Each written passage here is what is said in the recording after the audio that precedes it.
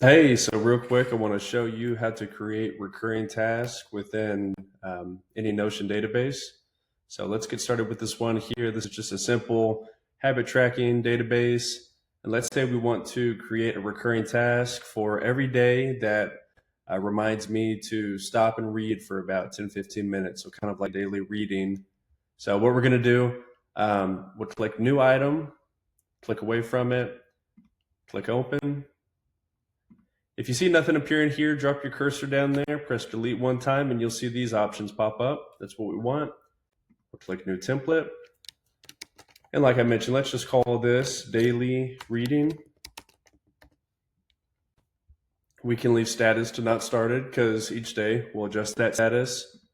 For date, let's set it to today.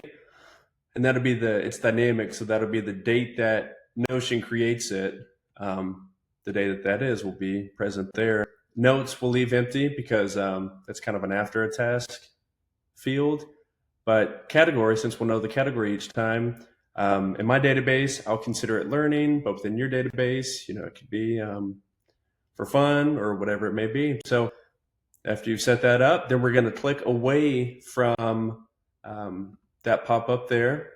And now we're going to go back to that new row that we created, make sure this stuff is still showing up. And we are going to click the three dots and then repeat. So now you can select how often you want this recurring task to repeat. So since we called it daily reading, let's stick with daily. Some additional options will pop up. Every how many days, every other day. For me, I'm going to leave it as one, so that's every day. And at what time do you want Notion to create this new task? Say midnight.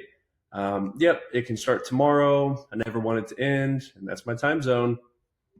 So after we've done that, to make sure it's working properly, you'll see a blue circle with arrows, and that means that it'll repeat daily. So that's the Notion Kit for today. Have a good one.